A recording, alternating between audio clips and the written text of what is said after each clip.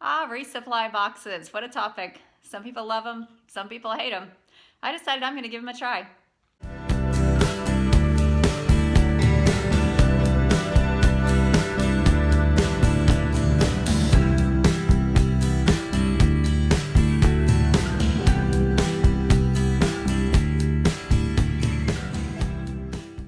Hey guys, it is a rainy morning and I thought it would be nice to come outside and sit by my pond and enjoy the fish for a little bit as I have my breakfast and start to tell you a little bit about my resupply boxes.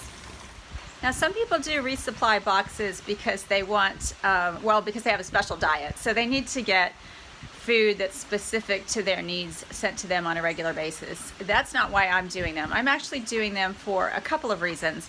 First of all, because I want to just occasionally, every 3 weeks or so, have a little bit of the comforts of home come to me. So food that I've chosen, and I realize from talking to lots of other thru hikers that your tastes do change on the trail, and I may not really love what I get by the time that it comes in the package, but if that's the case, then I can trade it with other hikers or give it to folks who are running a little bit short. So I will have some food, but the other reason that I'm doing my resupply boxes is that there are items that I want to include that I just can't bear to buy in a big package, or that I'm afraid to not be able to find on the trail. So I know from just a penny pinching standpoint, because I'm so frugal, it's better for me to go ahead and buy those things in multi-packs ahead of time and divide them up and put them in my boxes and then have them sent to me. So things like just a replacement razor, rather than going on the trail and buying a pack of 3 or 4, I can buy them ahead of time, put one in each pack, and have a fresh razor every few weeks. Same thing for things like a clean dish rag. I'm using kind of semi-disposable, semi-reusable, like handy wipes. So I'll get those. I'll get a new bag liner. So if mine gets a hole or gets just nasty, then I can actually replace it. Pea rags, that's something else that I know they can be washed, but and it sounds kind of gross, but a fresh one would be good every few weeks.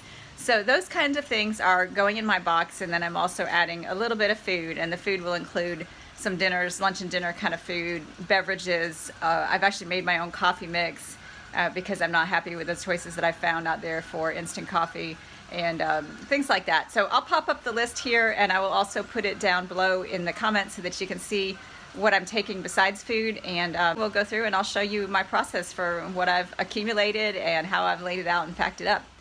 One of the first things I did was set up everything I thought I would be taking that was non-food items in my basement. I laid out my boxes, and I estimated I'd need 8 boxes every 3 weeks or so for my hike, and started collecting items and deciding like how often do I need to get permethrin, how many hair ties do I need in each package, what other items do I want to have in there. So I just really collected everything in one spot, and also went ahead and took some things that come in larger containers like the Dr. Bronner's and the insecticide, and packed that up into smaller packages that are easy to travel with and can also be disposed of or refilled as needed. So I have actually accumulated more food than I realized for my resupply boxes. Definitely you can tell I have a sweet tooth. But I actually was thinking that candy can get kind of expensive on the trail. You can pay $1.29 for a candy bar, and if I can pick it up for 40 or 50 cents, then that might save me a lot of money, because I do like to have at least something sweet every day. The drink mixes retail for about $5 a box, and I got them for $75 on clearance. Roman is good backup, but that's going to be plentiful, so I probably don't even need to take that. The Nor sides would be good just to add a hot meal. Lots of drinks. Coffee I'm going to still play around with, but I'm going to parse that out into my own mix, I think. Not real wild about the Starbucks Via, and they're super expensive. I did get those on sale, but I think I'm going to be happier with an instant coffee blend. And then some other treats that'll go into my boxes, like jerky, trail mixes, coconut chips, dried fruit, things like that. A little gravy, which will go with the mashed potatoes, or I could get some stuffing and some meat, throw some chicken or something in there would be good. And then also I've been collecting sauces. Jelly probably won't be too hard to get on the trail. Ketchup I'm not even going to pack because I know I can grab some when I'm in McDonald's. Olive oil for my subs at Publix will come in handy for some of the soup mixes or quinoa, couscous, things like that. And hot sauce I think I'm going to be craving. This is Texas beef that you can pick up when you're at Chick-fil-A. And then also mayonnaise, which will be good to mix into my tuna for a few extra calories. And some spices from the pizza place. So I get Parmesan cheese, red pepper, salt and pepper, things like that to spice things up a bit. So that's kind of what I'm looking at. I'm going to divide it up into my 8 boxes, and if it looks like too much, I made a couple of food-specific resupplies in addition to the other things I'm sending. So this looks a little bit better, less daunting now that everything is laid out.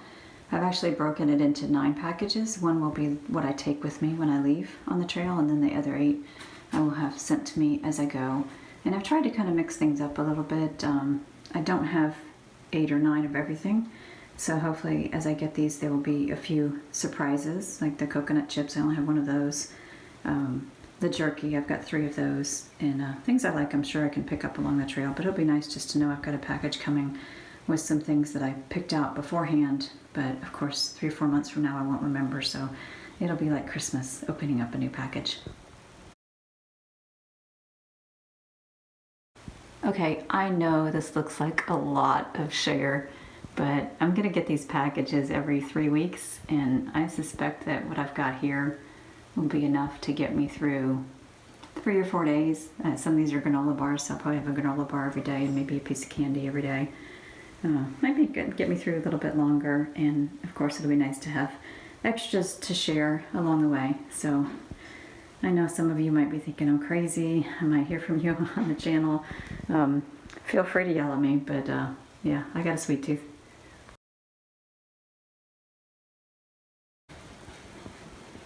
I decided to do my drinks a little bit differently because I'm sure my tastes are going to change by season. So these packs up here that have the peppermint hot cocoa in them are for the winter months. So when I start in April, and then again maybe September, probably late August and early May as well. Just depends on how the weather is doing. And then when I get into the hottest months like June, July, August, I'm going to be doing these that just have minimal hot cocoa. I know I have a few nights, but probably not too many. So just kind of trying to break it up a bit by season and also mix it up so as my tastes change, I won't be too bored. So my boxes are all packed and ready to go. I haven't sealed them up. That way my husband can either add things or take things out. And as you can see, I've got them numbered. I've got them weighed for what's in them right now. And I've also added some little stickers. I just picked those up at the dollar store, but this will help me identify them when I get to the hostel or the post office. If they've got a huge stack of packages, these will stand out. Now, another common reason that people say they don't do resupply boxes, well, there's 2. One is you don't want to stand in line waiting for the post office to open, and the other is that it's expensive to ship. I can't control post office hours, and I do plan to have boxes sent to hostels where I expect to be staying, and thankfully with my husband at home, I can contact him just 4 or 5 days beforehand and have him ship a box to me, so it won't be sitting there for too long.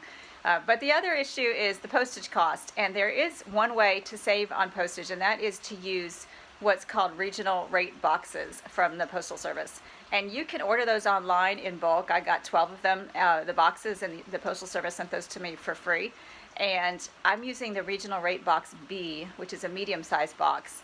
And if you go online and use the Postal Service website and the click and ship feature, you can put in the information about your package, where it's going, how much it weighs, that sort of thing, and you can look at different shipping options and find the one that's most cost effective. I do find that the regional rate boxes tend to be less expensive than the boxes where, if it fits, it ships, the one price priority mail. But so I'm going to be using those regional rate boxes, and I'm going to go ahead and plan out in advance a list of expected locations so I can have labels, or at least addresses, ready for my husband. But you do have to go into the system and type in the address each time. And you want to make sure that you put that they're holding it for a thru-hiker. So if it's going to a post office, it's going general delivery with your name on it, an indication that you are a thru-hiker and your expected date or date range of pickup. So that's helpful. And as I mentioned, if there's something you can do to make your boxes a little more personally identifiable so they can be picked out of a stack, or you can tell the person looking for it, hey, go find the one with the orange tape on it or something like that, then that helps as well. So I hope this has been useful information for you. If you decide to try resupply boxes, or if you've used them in the past, I would love to hear from you down in the comments below. And as always, if you are enjoying my videos, be sure to subscribe so that you can follow my whole trek from Georgia to Maine. Thanks.